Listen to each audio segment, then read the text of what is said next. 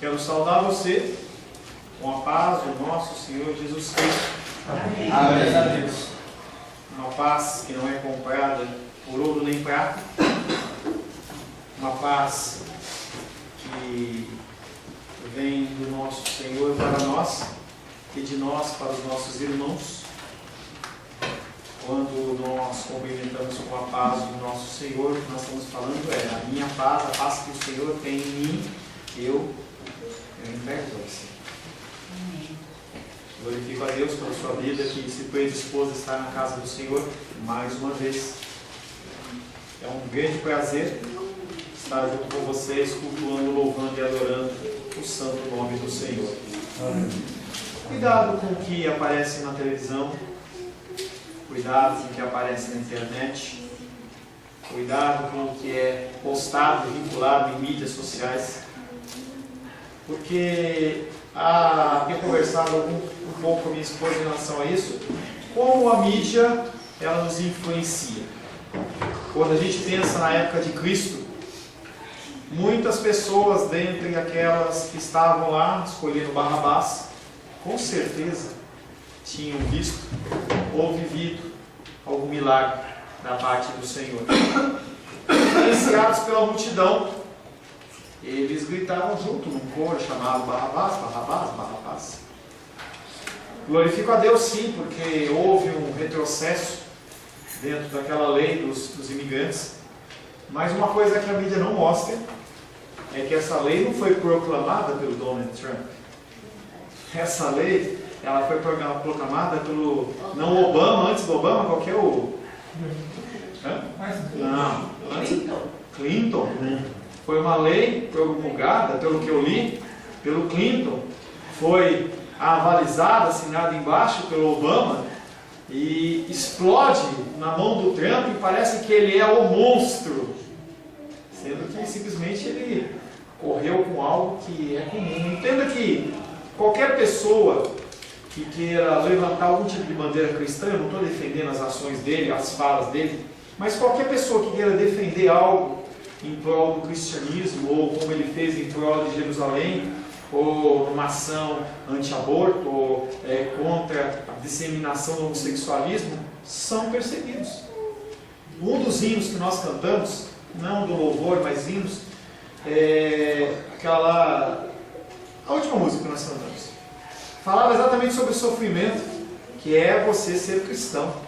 Nós vivemos num mundo em que nós padecemos dores, e nós padecemos aflições. Com certeza você tem dores e aflições para compartilhar desta semana. Mas estamos aqui porque o Senhor, Ele assim nos abençoou e nos deu a direção. E nós estamos aqui, nós aguardamos que Ele fale conosco. Mais do que uma reunião social, é muito bom ver vocês, é muito bom cumprimentá-los, mas melhor que isso é a gente se preparar para vivermos eternamente nos céus.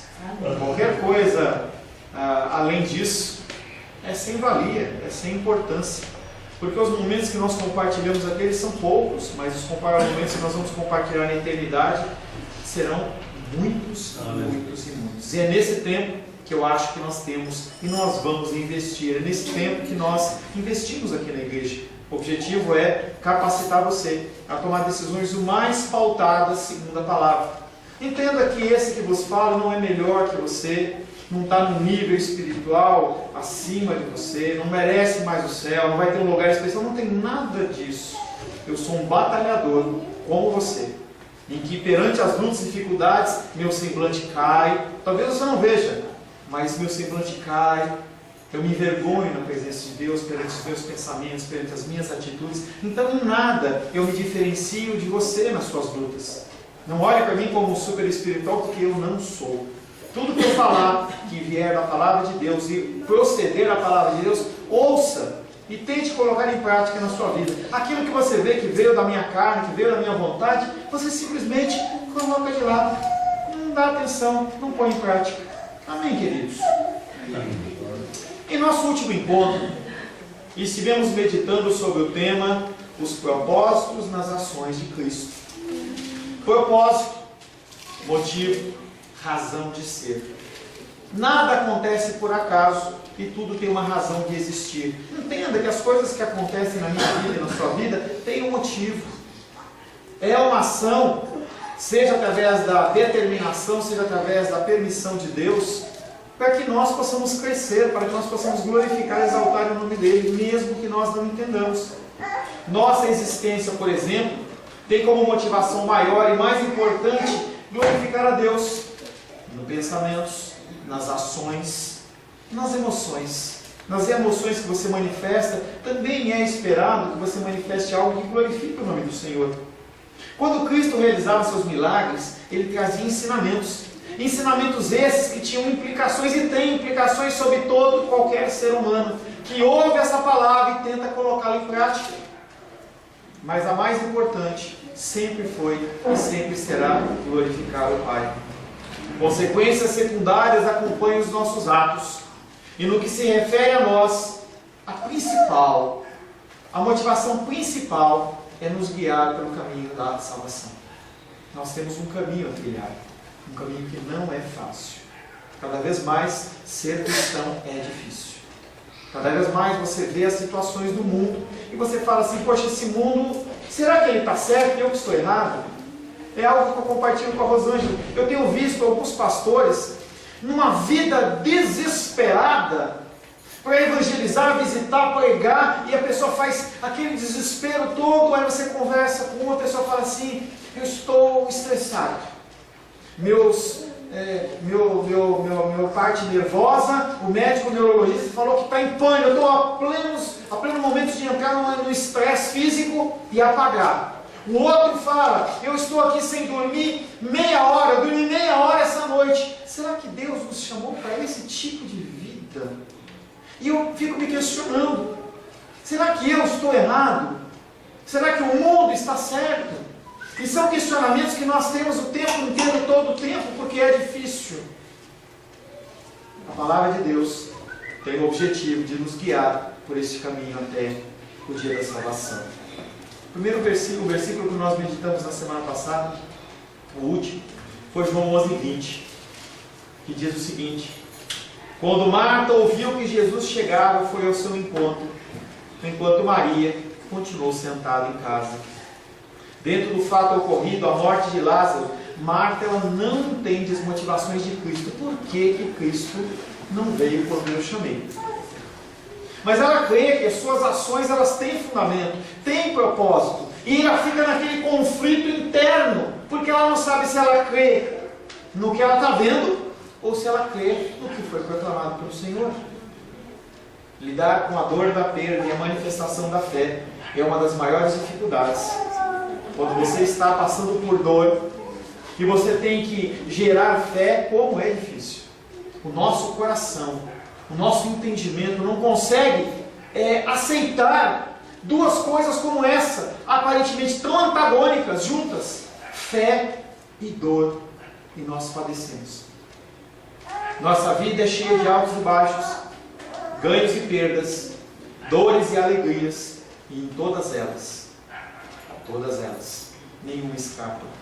Em todas elas, Jesus está presente.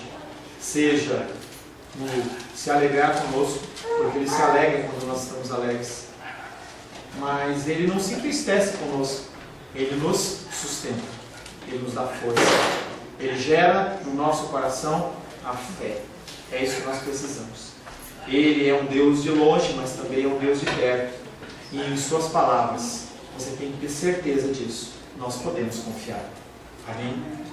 A palavra de hoje tem como título Fé em Cristo e Dor Humana.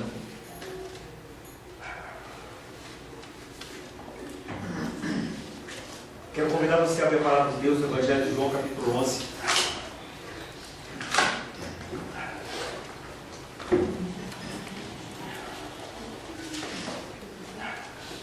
Evangelho de João, capítulo 11. Nós vamos ler do verso 20 em diante. Evangelho de João, capítulo 11, versos 20 em diante. O contexto antes disso, nós já lemos, mas eu falo rapidamente. Jesus está numa cidade afastada e Lázaro irmão de Marta, irmão de Maria, está padecendo de uma enfermidade. E aquelas irmãs falam: Jesus, vem ver o nosso irmão, vem cuidar, vem nos ajudar, vem nos acudir. E Jesus Cristo fala assim: vamos esperar mais um pouquinho. Ninguém entende nada, nem o pessoal de lá, nem o pessoal de cá. A certo momento Jesus fala: bom, agora nós vamos lá, eu quero ver a figura de Lázaro, quero ver Lázaro. E Jesus está afirmando realmente a vida de Lázaro, Lázaro vivo, não Lázaro morto. E os discípulos eles ficam meio confusos, porque Jesus Cristo fala que ele está morto e fala que vai encontrar, mas as ações de Jesus muitas vezes elas são confusas para nós, porque os pensamentos de Deus são maiores do que os nossos pensamentos. E quando Marta ouve que Jesus estava chegando, ela sai correndo. E quando nós estudamos esse texto, nós falamos que Maria provavelmente não ouviu que Jesus estava ali. E nós vamos ver que na sequência desse texto, quando ela fica sabendo, ela sai rompante para ver Cristo. Então, nessa situação, está Marta e Maria. E Marta está questionando Jesus Cristo acerca da demora dele e uma série de coisas. João capítulo 11, versos 20 e diante. Marta, quando soube que vinha Jesus, saiu ao seu encontro. Maria, porém, ficou sentada em casa. Disse, pois, Marta a Jesus: Senhor, se estiveras aqui, não teria morrido meu irmão. Mas também sei que mesmo agora, tudo quanto pedires a Deus, tu o concederá. Declarou-lhes Jesus: teu irmão há de ressurgir. Eu sei, replicou Marta. Eu sei, Jesus, que ele há de ressurgir, na ressurreição no último dia. Disse-lhe Jesus: eu sou a ressurreição e a vida. Quem crê em mim, ainda que morra, viverá. E todo que vive e crê em mim, não morrerá eternamente. Crês nisso? Sim, Senhor, respondeu ela. Eu tenho crido que tu és o Cristo, o Filho de Deus, que devia vir ao mundo. Tendo dito isso, retirou-se e chamou Maria, sua irmã, e disse em particular: o mestre chegou e te chama. Ela, ouvindo isso, levantou-se depressa e foi ter com ele, pois Jesus ainda não tinha entrado na aldeia, mas permanecia onde Marta se avistara com ele. Palavra do Senhor, amém? Senhor, em nome de Jesus, mais uma vez nos reunimos para ouvir a tua voz. Pedimos a ti, Pai querido, que o Senhor adestre os nossos sentidos, que nós possamos, Pai querido, realmente ouvir a tua voz, possamos, Pai querido, ouvir a tua direção, que o teu espírito de entendimento seja sobre as nossas vidas, nos capacitando, Pai querido, a extrair desta exposição, desse texto sagrado, Pai querido, tudo que nós precisamos aprender nesta noite, para continuarmos caminhando em direção ao alvo que é o Senhor. Pai, me coloco, Pai querido, totalmente indigno perante o Senhor para falar da tua palavra, Senhor. Não tenho conhecimento, entendimento, não oro o suficiente, não me dedico o suficiente, mas creio que o Senhor, Pai, independente do vaso, Pai, que independente do canal, que o Senhor tem um recado para os nossos corações. E é por isso que eu clamo, que o Senhor permita, Senhor, que cada um receba a porção e que eu não venha atrapalhar, Pai querido, a ação do teu Espírito Santo em nada. Consagramos esse tempo ao Senhor em nome de Jesus. Amém. Fé cristã e dor humana.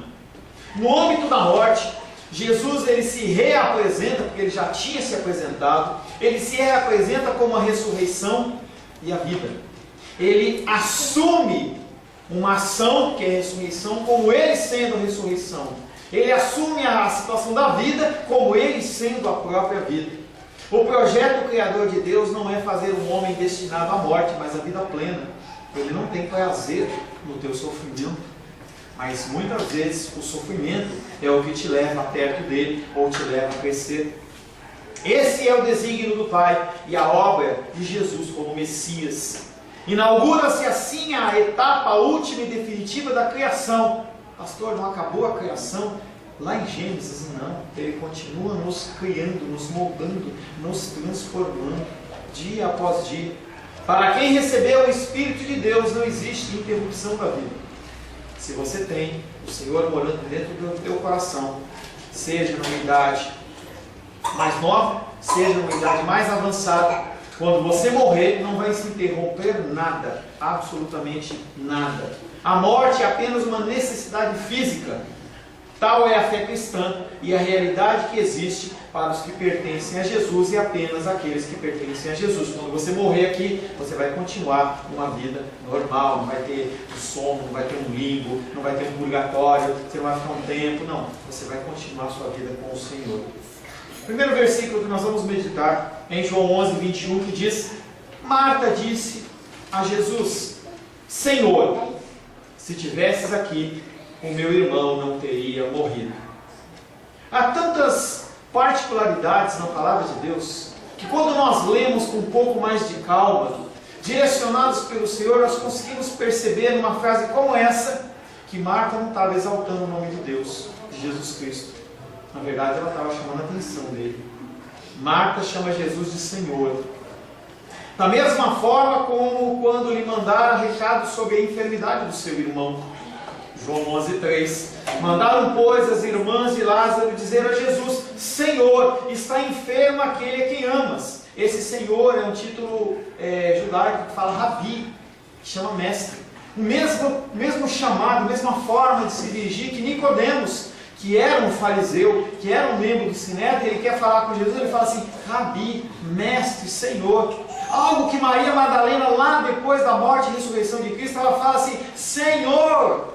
É a forma de o povo de Deus tratá-lo. Marta chama Jesus de Senhor da mesma maneira. É assim que o grupo cristão chama Jesus. Por que chama entre aspas? Porque nós chamamos Jesus de Senhor, mas nós não obedecemos como Senhor. É muito fácil nós seguirmos a orientação dos nossos chefes no nosso trabalho.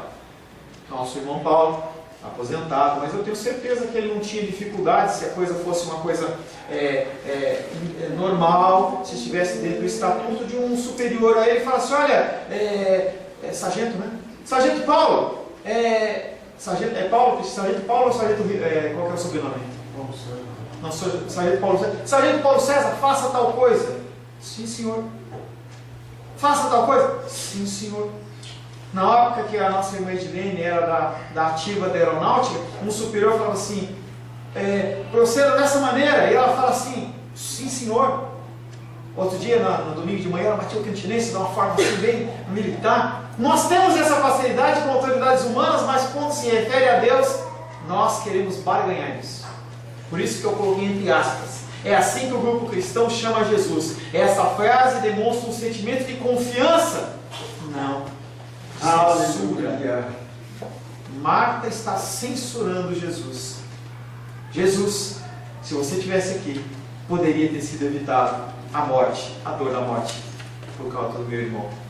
Onde Jesus está, reina a vida. O seu irmão morreu devido à sua ausência. Marta está acusando Jesus. Ele morreu por sua culpa. Ao expressar-se nesses termos, ela dá vazão às emoções, em vez de controlá-las como a fé devia se manifestar. A única conclusão é que ela se rende aos seus próprios desejos, em vez de se sujeitar a Cristo. Por isso que é tão difícil ter a fé e a dor no mesmo barco. Ao atribuir a Cristo o poder, isso procede da fé. Mas ao desejar algo mais do que Cristo não tinha declarado, isso vem da carne. O apóstolo Paulo, com a igreja de Corinto, chama a atenção, porque as pessoas elas agiam desta maneira. Você age dessa maneira, eu ajo dessa maneira. Deus não prometeu nada para mim e eu acho que eu tenho direito e que eu quero é mais. E o apóstolo Paulo fala para a igreja de Corinto, em 1 Coríntios capítulo 3, versos de 1 a 2. Eu, porém, irmãos, não vos pude falar como a espirituais, e sim como a carnais, como a crianças em Cristo. Leite vos dei a beber, não vos dei alimento sólido, porque ainda não podeis suportá-lo, nem ainda agora podeis, porque ainda sois carnais. O apóstolo Paulo reconhece naquela igreja de Corinto, cheia de todos os dons, que aqueles homens eles não estavam preparados. Muitas vezes nós agimos como adultos, em outras situações nós parecemos crianças, bebês espirituais, em que Jesus Cristo fala assim: vou ter que falar de novo, vou ter que ensinar de novo, e de novo, e de novo, porque parece que ele não aprendeu. Marta esquece a maior promessa recebida. E aí as pessoas continuam cantando: o melhor de Deus ainda está por vir. E eu volto a dizer para você que não há nada melhor que Deus possa te dar do que a figura de Jesus Cristo. Não há nada melhor, não há nada melhor. Mas Marta esquece a promessa recebida, que é a libertação da escravidão da morte, e crê que a morte do seu filho interrompeu a sua vida. Mede assim como mais importante a vida física do que a vida espiritual, do que a vida eterna. Eu nunca tive um ente querido próximo, eu nunca perdi um ente querido próximo. Pessoas como meus pais, como meus irmãos, como tios próximos. Eu nunca tive esse tipo de sentimento. Eu imagino que deva ser uma dor tremenda. Deve ser algo que você perde o chão, deve entrar um sentimento de culpa no teu coração. Mas todo esse sentimento que é normal e que a palavra de Deus reputa como normal, com direito a um luto inclusive, é nada mais, nada menos do que uma atitude, se a pessoa está em Cristo, uma atitude egoísta nossa. Porque normalmente, a menos que seja uma situação trágica, o nosso ente querido, ele passa dessa para melhor, porque ele está sofrendo, ele está padecendo. E aquilo nada mais é do que um alívio para ele, porque ele está junto com o Senhor. E é uma situação, é uma decisão nossa, egoísta, de a gente querer prender de alguma forma algo que Jesus Cristo, quando ele morre, ressuscita, ele olha para Maria e fala: não me prendas aqui, não me retenhas, eu ainda não fui para o Pai.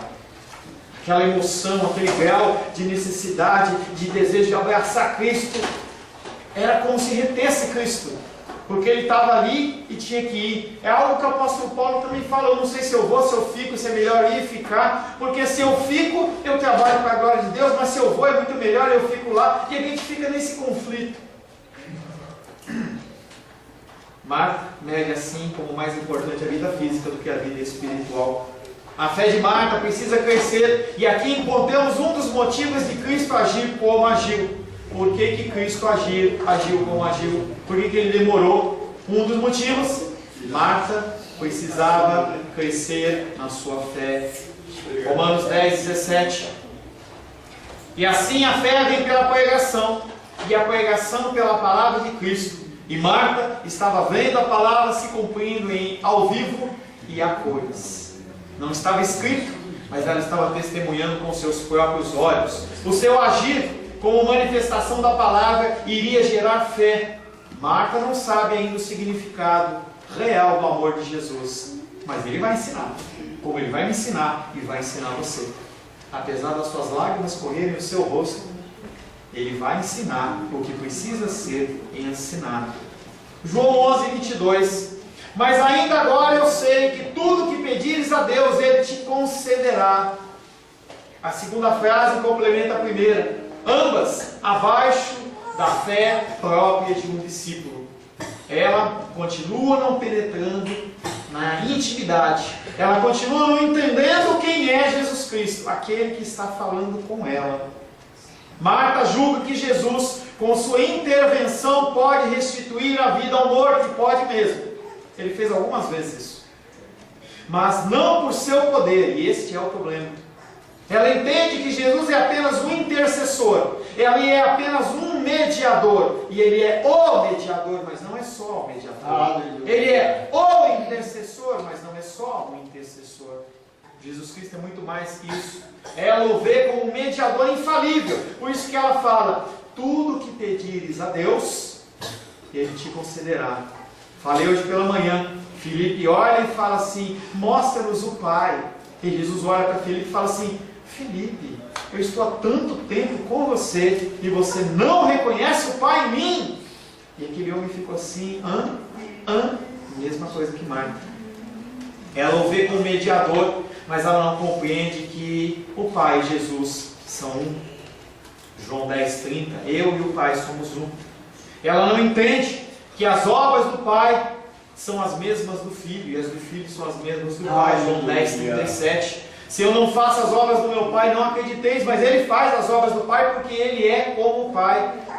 E mais que isso, Ele é o próprio Deus. Ela está falando com Jesus, ela está falando com o próprio Deus. João capítulo 1, verso 1, no princípio era o Verbo estava com Deus, o Verbo era Deus. E eu falava também pela manhã, esse era não quer dizer que é coisa do passado, É uma condição no verbo ser, em que ele era, é e há de vir. Ele sempre foi e sempre será. Marta ainda não compreendeu até onde chega o amor de Jesus. Eu não entendi aonde chega o amor de Jesus, e você não entendeu até onde chega o amor de Jesus. João 11:3. Mandaram, pois, as irmãs de Lázaro dizer a Jesus: Senhor, está enfermo aquele a quem amas. Que amor é esse? Que amor é esse que ela espera? Que amor é esse que você espera diante das suas dificuldades? O que você espera? Será que você espera apenas uma ação temporal? Será que é só isso mesmo que Jesus Cristo tem para fazer na sua vida? Resolver um problema financeiro seu? Tirar uma dor, uma enfermidade? Será que é só por isso que Cristo veio? Ele espera um amor humano, mas Jesus tem muito mais a oferecer. João 15:13. Ninguém tem amor maior do que esse, de dar a alguém a própria vida em favor dos seus inimigos. Para de reclamar, e eu falo para você e falo para mim, para de reclamar da sua luta e dificuldade, porque o maior ele já deu, que foi a sua própria vida. Qualquer coisa que adivinha disso aí é acessório. Pastor, você não sabe a dor que eu estou sentindo, nem quero saber. Eu também tenho as minhas dores para eu lidar, e eu não consigo lidar, e eu também fraquejo, e eu também choro, e eu também murmuro, e eu reclamo, mas ele fala que ele entregou a vida dele por mim e por você. Se ele entregou a vida dele por mim e por você, será que ele não nos daria graciosamente as nossas necessidades, as outras coisas? Será que ele é um Deus que lhe dá o máximo do ao mínimo? Será que ele é um Deus que dá a picanha e não vai dar para você a batatinha frita? Gente, a nossa mente, ela gira num sentido tão superficial que a gente vai ficar extremamente envergonhado na presença do Senhor nos altos céus. Eu vou ficar extremamente envergonhado. Mas o problema é que os espinhos da vida nos impedem de ver a verdade. Ai, como dói os espinhos. Eu saio tão renovado, pastor, mas quando eu me deparo com tal pessoa, quando eu me deparo com tal situação, é tão difícil. Mateus 13:7. Outra semente, eu coloquei, outra semente caiu entre os espinhos cresceram e a sufocaram. Nós vivemos num mundo cheio de espinhos, cheio de dificuldades. Em meio às lutas é que temos a opção: ou você crê, ou você não crê. Ou você aprende a lição, ou você vai passar por ela novamente. É assim. Semana passada, o irmão Cláudio estava gripado e sofreu, faleceu bastante. Mas hoje ele está bem. No momento da enfermidade, da gripe, parecia que ia morrer, não é? Parece que e o homem é mais mole ainda, né? Toda mulherada balança a cabeça. A gente sabe que a gente é mole, né? A gente sabe, né? A gente sabe que a gente é mole. Mas parecia que não ia passar. E aí está aquele bonitão, entendeu? Cantando conosco, adorando o Senhor. As lutas passam. Como a gripe, as lutas passam. Marta ainda não entendeu o amor de Jesus, mas ele vai ensinar para ela, e ele vai ensinar para mim, e ele vai ensinar para você. João 11:23. Disse-lhe Jesus: o teu irmão ressuscitará. Marta estava tão envolta nos seus pensamentos que ela nem presta atenção no que Jesus está falando. Ela quer que Jesus faça. Lembra da situação de Naamã? Que Naamã, ele vem com lepra, e aí quando o profeta fala, se lava 7 vezes no Jordão, ele fica indignado, fala assim, eu não vou fazer nada, os rios lá da minha terra são muito mais bonitos, muito mais limpos, eu podia fazer isso lá.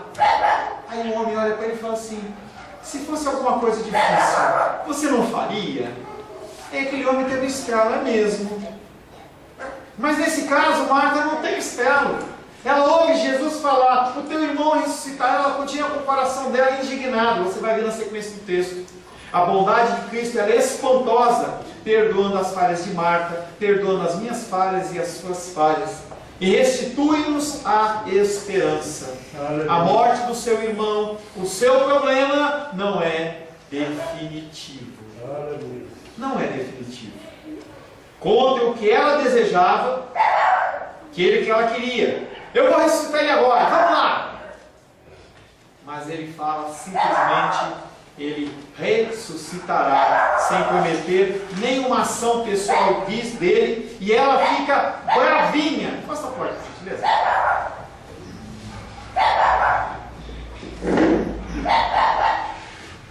Obrigado.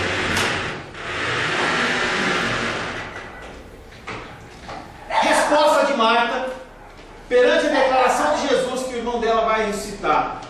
Eu sei. Será que esse eu sei estava com que tom, hein? Sabe aquele menino bravo, aquela menina brava quando não recebe o que quer? Eu sei.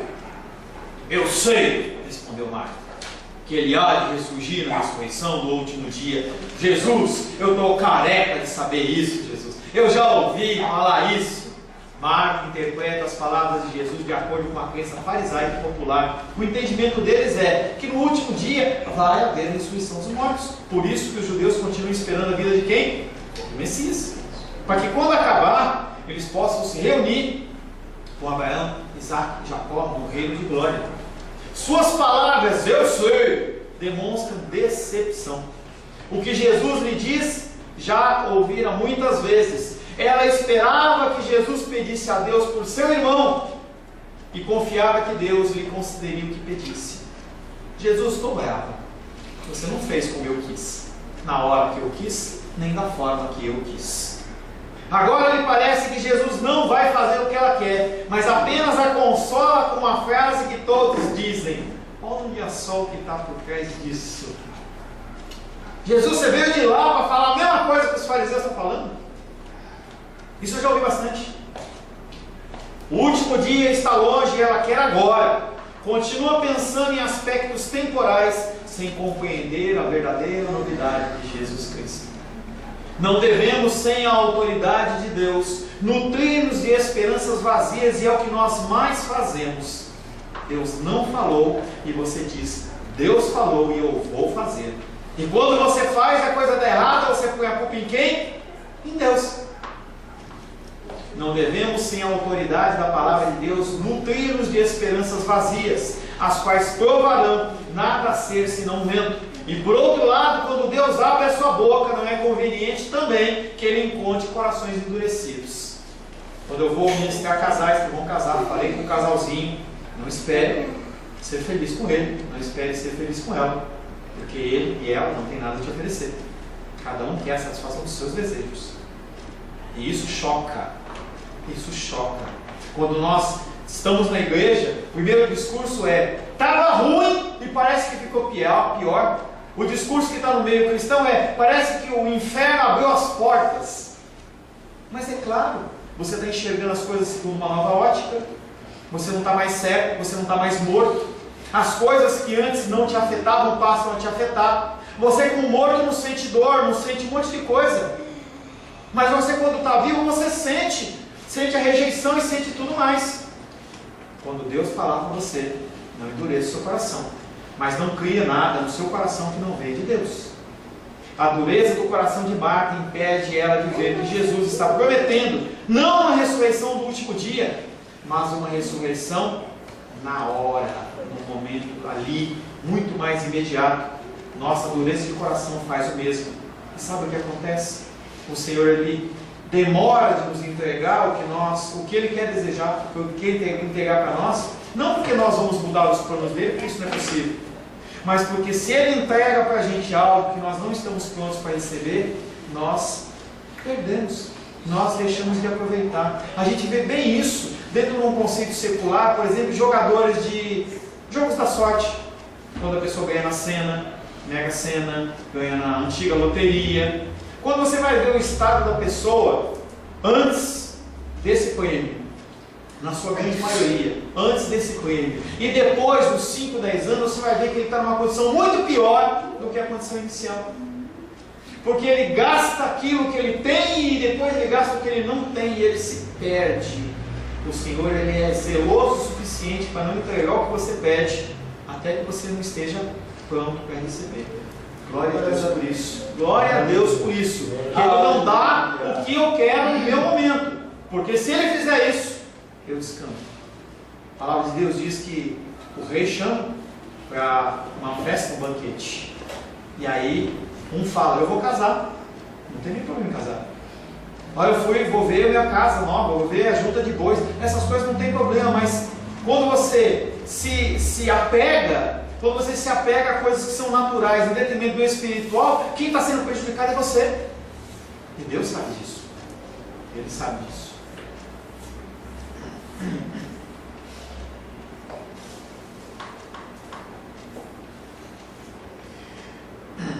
João 11:25, 11:24. Eu sei, respondeu Marta, que ele há de ressurgir na ressurreição do último dia. A dureza do nosso coração faz com que nós não ouçamos a voz do Senhor. João 11:25. Disse-lhe Jesus: eu sou a ressurreição e a vida. Quem crê em mim, ainda que morra, viverá. Por que Jesus não fala logo, literalmente, e acaba com essa enrolação? Porque ele está fazendo Marta aprender a pensar. É algo que eu tento fazer com vocês. Às vezes você quer uma informação que eu não te dou, mas eu quero que você chegue a ela, para que você não dependa de mim o tempo todo o tempo. Eu não quero pessoas no meu gabinete 5 anos, 10 anos, 20 anos, por mais que eu goste da companhia de vocês. Eu quero gerar um entendimento, raciocínio na sua vida. Jesus responde: eu sou a ressurreição e a vida. Quem crê em mim, ainda que morra, viverá. Jesus não veio prolongar a vida física que o homem possui como um médico normal, como um médico comum, porque ele não é um médico comum. Ele é um médico dos médicos. Ele é aquele que tem a vida e aquele que comunica a vida que ele mesmo tem. João 5:26. Porque assim como o Pai tem a vida em si mesmo, também concedeu ao Filho ter vida em si mesmo, porque ele é Deus. Essa vida que é sua e ele dá, anula a morte do homem que a recebe. Quando você recebe a vida de Cristo, a morte não tem mais efeito. Ó morte, onde está a sua vitória? Ó morte, onde está o seu aguilhão, o seu ferrão? Onde está o seu poder e a sua autoridade? Em que você morre hoje e você desperta na presença do Senhor. Não tem tempo de podridão, não tem tempo nada, isso é coisa não natural nossa, é temporal, mas no conceito divino, você deita aqui, apaga os seus olhos, você acorda perante o Senhor. Maravilhoso isso. Diante do fenômeno visível da morte natural, a vida anterior parece como renovação de vida. João 14:23. Respondeu Jesus: se alguém me ama, guardará a minha palavra, meu Pai o amará, e viremos para ele, faremos nele morada. Eu tenho falado muito esse versículo, porque a coisa mais importante que você tem que aprender dentro da igreja cristã, semente de vida, é: eu tenho que ouvir a voz de Deus, eu tenho que entender os seus mandamentos, eu tenho que guardar e pôr em prática. Só isso. Aleluia. Só isso. Se você entender que a palavra de Deus, que a Bíblia, ela é Jesus Cristo, e você ler e entender, e você colocar em prática, acabou o seu problema. Acabou o seu problema. É isso que você precisa aprender, colocar em prática a palavra de Deus. Na frase de Jesus, o primeiro termo, a ressurreição, depende do segundo, a vida. Ele é a ressurreição por ser a vida eterna. Não é algo que é uma coisa independente da outra. Ele é a ressurreição, ele é a vida. A construção gramatical, quando coloca o E, é uma coisa mais a outra. Jesus Cristo, ele é a ressurreição e a vida na minha vida e na sua. É aquele que nos dá força, é aquele que nos dá vigor. Jesus se identifica como sendo a ressurreição. Não uma ressurreição para o futuro, porque ele, como sendo a ressurreição e a vida, está presente naquele momento. E ele vai sim ressuscitar a vida de Lázaro. A ação de Jesus tem como objetivo desviar o foco de Marta de uma crença mais abstrata, tão superficial como a minha fé e a sua fé. Cada sermão que eu prego aqui, cada palavra, cada estudo dominical que nós falamos pelas manhãs, tem um objetivo: tirar você dessa fé abstrata, dessa fé superficial, e começar a confiar em Deus como Ele realmente merece. Vai ser muito melhor para você. Vai ser muito mais tranquilo para você. E você, com esta fé, você vai conseguir resgatar muitos. Mas enquanto você ficar nesse chororô, nesse mimimi, na qual eu me incluo, nessa bebezice, nós não conseguimos alcançar as vidas. Porque as pessoas olham para mim, olham para você e falam assim: que chorão, que chorona. Parece que não acreditam no que fala, no que prega, no que lê, e continua vivendo essa vida miserável. Eu não estou falando miserável de falta de recursos, miserável de falta de fé em Deus, de pôr em prática o que nós ouvimos há 5, 10, 15, 20, 30, 50 anos ouvindo a mesma coisa e nós continuamos choramingando como bebês. A ação de Jesus tem como objetivo desviar o foco de Marta de uma crença abstrata para uma crença forte, uma crença pessoal naquele que é o único digno e capaz de provê-lo. Assim como ele não é só o pão do céu, mas ele é o pão da vida que desceu do céu. Mas como ele também não só ressuscita os mortos, mas ele também é a ressurreição e a vida. Não há necessidade, não há vida eterna, não há nada que você possa querer fora de Cristo. Nem no casamento, nem na maternidade, paternidade. Nós nos alegramos com a pessoa da Helena e nós brincamos, e ela mordeu a minha gravata e babou tudo, ela não está nem aí, entendeu?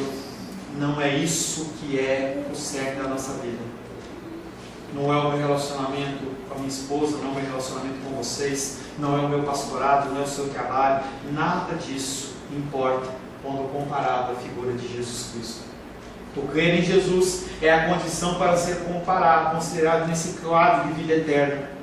Esse crer, mais que uma declaração mecânica, e ela é necessária, mais do que um batismo, e ele é necessário, mais do que tudo isso, é um novo nascimento, manifesto através de ações práticas de fé, durante toda a sua vida, para você mostrar que você é cristão. Não é vir à igreja, mas você tem que vir à igreja. É como você vai agir amanhã de manhã. Hoje você ainda dorme legal, mas quando você despertar amanhã, como você vai agir com a sua luta de dificuldade?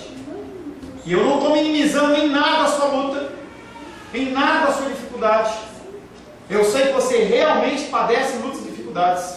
Hoje de manhã oramos pela irmã Lourdes, que não estava com dificuldades de dor, oramos pela Claudinha, oramos pela Diene. E eu tenho certeza que elas sentiram realmente dor suficiente para impedi-las de vir à igreja. E eu não estou minimizando esta dor, mas como nós lidamos com essa dor é que importa, com essa dificuldade é que importa. A passagem da morte à vida definitiva verifica-se quando nós escutamos Jesus. Volto àquela palavra, aquele que guarda os meus mandamentos. É isso que você tem que escutar e guardar. Aleluia. João 5,25. Opa. João 5,25. Em verdade vos digo que vem a hora, e já chegou, em que os mortos ouvirão a voz do Filho de Deus, e os que a ouvirem viverão. Tal será o caso de Lázaro, semelhantemente será conosco. Ou nós vamos para a glória com o Senhor nas nuvens, ou no nosso pós-morte nós teremos os nossos corpos restaurados, ressuscitados, sem dor, sem dificuldade, sem enfermidade, jubilosos de estar na presença do nosso Senhor. Essa é uma realidade que você tem que se agarrar. Se agarre. Quando o navio ele quer ficar parado num lugar, ele joga aquela âncora enorme e ela se prende no chão. Presta atenção aqui. Presta atenção aqui. Quando o navio ele quer parar, ele joga aquela âncora enorme e ele fica fixo em um ponto. O ponto fixo que tem que ficar é: Jesus está com você por toda a eternidade. Eu, pesquisando na internet, essa oração não é minha. Eu vou ler uma oração de um homem de 1700 e pouco, que tocou muito no meu coração. Eu quero convidar você a fechar os seus olhos. Se quiser ficar de olhos abertos, fique também. Quero convidar você a ficar com os seus olhos abertos, fechados, para você ouvir essa oração. E cada coisa que eu falar, que você perceber como bíblica, como do Senhor, tome para si. Diga amém no seu coração. Senhor, tudo que sou e tenho entrego a Ti, de modo que não sou em nenhum aspecto meu.